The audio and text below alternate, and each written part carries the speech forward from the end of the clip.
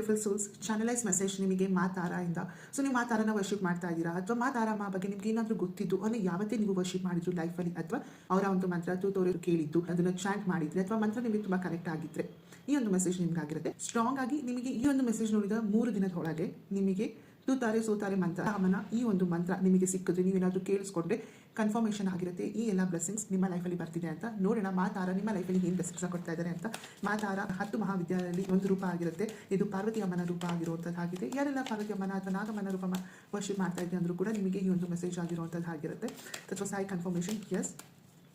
So ನಿಮ್ಮಲ್ಲಿ ಒಂದು nature ತುಂಬ ಪ್ರಾಕ್ಟಿಕಲ್ ಅಥವಾ ಲಾಜಿಕಲ್ ಆಗಿರುವಂಥ ಪರ್ಸನ್, ಓವರ್ ಥಿಂಕಿಂಗ್ ಮಾಡ್ತೀರಾ ಅಥವಾ ತುಂಬ ಮೈಂಡಿಂದ ಯೋಚನೆ ಮಾಡ್ತಿರೋಂಥ ಪರ್ಸನ್ ಆಗಿರ್ಬೋದು ನಿಮ್ಮ ಒಂದು ನೇಚರ್.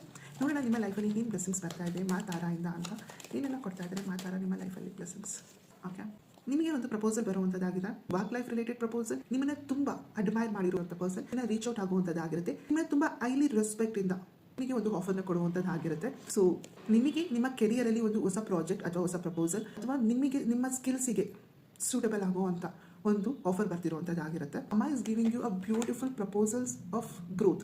ಸೊ ಈ ಒಂದು ಪ್ರಪೋಸಲಿಂದ ನಿಮ್ಮ ಲೈಫಲ್ಲಿ ಒಂದು ಹೊಸ ನ್ಯೂ ಟರ್ನ್ ಅಥವಾ ನ್ಯೂ ಬೆಳವಣಿಗೆ ಆಗುವಂಥದ್ದಾಗಿರುತ್ತೆ. ತುಂಬ ಓವರ್ ಥಿಂಕಿಂಗ್, ತುಂಬ ಫಿಯರ್ ಝೋನಲ್ಲಿ ಇದ್ದೀರಾ, ಅದೇ ಆದ ಒಂದು ನೆಗೆಟಿವ್ ವೈಬ್ರೇಷನಲ್ಲಿ ಇದ್ದೀರಾ. ಅಂದರೆ ಯಾವ ರೀತಿ ಅಂದರೆ ಜನ ಏನು ಅಂದ್ಬಿಡ್ತಾರೋ, ಜನ ಏನಂತಾರೋ, ಆ್ಯಂಡ್ ಸಬ್ ಕಾನ್ಷಿಯಸ್ಲಿ ಡೀಪ್ಲಿ ನಿಮಗೆ ತುಂಬ ಫಿಯರ್ಸ್ ಇದೆ. ಈ ಒಂದು ಪ್ರಾಜೆಕ್ಟ್ ಅಥವಾ ಪ್ರಾಸ್ಪೆಕ್ಟ್ಸ್ ಏನು ನಿಮ್ಮ ಲೈಫಲ್ಲಿ ಬರ್ತಿರುವಂಥದ್ದಾಗಿದೆ. ಇದು ನಿಮ್ಮ ಸ್ಕಿಲ್ಸ್ಗೆ ಓರಿಯೆಂಟೆಡ್ ನಿಮ್ಮ ಅಡ್ಮೈರ್ ಮಾಡುವಂಥದ್ದಾಗಿರುತ್ತೆ. ನೀವು ಕಂಡಿಲ್ದಿರುವಂತಹ ಒಂದು ಗುಣನ ರೆಕಗ್ನೈಸ್ ಮಾಡಿ ಬರ್ತಿರುವಂಥದ್ದಾಗಿರುವಂಥದ್ದಾಗಿರುತ್ತೆ. ಆದರೆ ನಿಮಗೆ ಆ ಒಂದು ವಿಚಾರದ ಬಗ್ಗೆನೇ ನಿಮಗೆ ಆಕ್ಚುಲಿ ಫಿಯರ್ ಇರುವಂಥದ್ದಾಗಿದೆ. ಆ ಒಂದು ವಿಚಾರ ಬಂದಾಗ ನೀವು ಎದುರದೆ ಆ ಆಪರ್ಚುನಿಟಿನ ನೀವು ತಗೋಬೇಕಾಗಿರುವಂಥದ್ದಾಗಿರುತ್ತೆ, ಎಕ್ಸ್ಪ್ಲೋರ್ ಮಾಡಬೇಕಾಗಿರುವಂಥದ್ದಾಗಿರುತ್ತೆ. ಫಿಯರ್ ಝೋನ್ ಅಥವಾ ನೀವು ಏನಾಗಿದ್ರಿ ಆ ವಿಚಾರನ ಸೈಡಿಗೆ ಇಟ್ಟು ಈ ಒಂದು ವಿಚಾರದ ಬಗ್ಗೆ ಪೂರ್ತಿ ಫೋಕಸ್ ಎನರ್ಜಿನ ಅದ ಮೇಲೆ ಹಾಕಬೇಕಾಗಿರುವಂಥದ್ದಾಗಿರುತ್ತೆ. ಬಿಕಾಸ್ ನೀವು ಅನ್ಕೊಂಡಂಥ ಒಂದು ದುನಿಯಾನೇ ಬೇರೆ ಆಗಿತ್ತು, ಆದರೆ ನಿಮಗೆ ಏನೇ ಒಂದು ಆಫರ್ ಬರ್ತಿರುವಂಥದ್ದಾಗಿದೆ. ಅವರು ನಿಮ್ಮನ್ನ ಕಂಡಿರುವಂಥ ದುನಿಯಾನೇ ತುಂಬ ಡಿಫ್ರೆಂಟ್ ಆಗಿರುವಂಥದ್ದಾಗಿದೆ. ಬಟ್ ಅಲ್ಲಿ ಅವರು ನಿಮ್ಮನ್ನ ತುಂಬ ಎತ್ತರಕ್ಕೆ ಇಟ್ಟು ನೋಡಿರುವಂಥದ್ದಾಗಿದೆ, ಅಥವಾ ನೀವು ಕಂಡಿಲ್ದಿರುವಂಥದ್ದು ನಿಮ್ಮಲ್ಲೇ ಇದ್ದಂತಹ ಗುಣನ ಅವರು ರೆಕಗ್ನೈಸ್ ಮಾಡಿರುವಂಥದ್ದಾಗಿದೆ. ಬಟ್ ನಿಮಗೆ ಅದನ್ನ ಅಬ್ಸರ್ವ್ ಮಾಡಿಲ್ಲ ಅಥವಾ ಅದ್ರ ಬಗ್ಗೆ ಭಯ ಇದರಿಂದ ನೀವು ಅದನ್ನ ಕಾನ್ಫಿಡೆಂಟ್ ಆಗಿ ತಗೊಂಡಿರಲಿಲ್ಲ.